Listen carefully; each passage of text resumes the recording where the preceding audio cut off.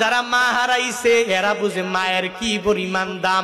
ময়দান থেকে বাড়ি যাওয়ার পরে যখন মা দুনিয়ায় নাই, বাড়ি যাওয়ার পরে মাকে যখন পায় না, তখন স্ত্রীরে বারবার বারবার ডাক দেয়।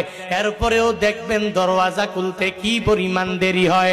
অথচ ছোটবেলায় যখন মা দুনিয়াতে বেঁচে ছিল, একটু ওয়াজ মাহফিল শুনে শুনে যখন বাড়ি যাইতো, ওই মায়ের কাছে যাইয়া ওই দরওয়াজায় করা নাড়তো। একবার যদি ডাকতো, মা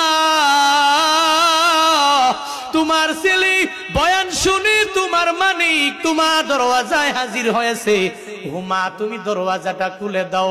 একটা বার বলতে দেরি, মা সাথে সাথে ঘুম থেকে জেগে যায়, দরওয়াজাটা খুলে খুলে এরপরে মা তারে বুকে নিয়ে নিয়ে ঘুমাইতে যায়। ওদিনও এক বক্তার সাথে আমার মোলাকাত হয়ে গেল, কথাবার্তা বলে। উনি বলতে লাগলো, জুনায়েদ ভাই, মা আমারে এত পরিমাণ মোহাব্বত করে, এত পরিমাণ ভালোবাসে, মায়ের দোয়া নিয়ে এত পরিমাণ বক্তা আমি হয়েছি।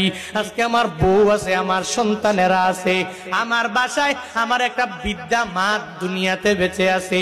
আমি মায়ের কাছ থেকে দোয়া নিয়ে নিয়ে বের হয়ে যাই, আবার আমি মার কাছে যাই, প্রথমে মোলাকাত করি।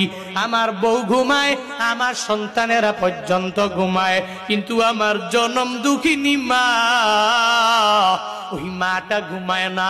আমি বাড়ি যাওয়ার পরে প্রথমে যখন মারে ডাক দেই, আমার বউ উঠে না, আমার সন্তানেরা উঠে না। আমার মা সঙ্গে সঙ্গে আমায় ডেকে বলে, ও সন্তান আয়, তুই যতই বাইরে থাকো, আমি মা যতই চেষ্টা করি, একটা সেকেন্ড আমার চোখে ঘুম আসে না।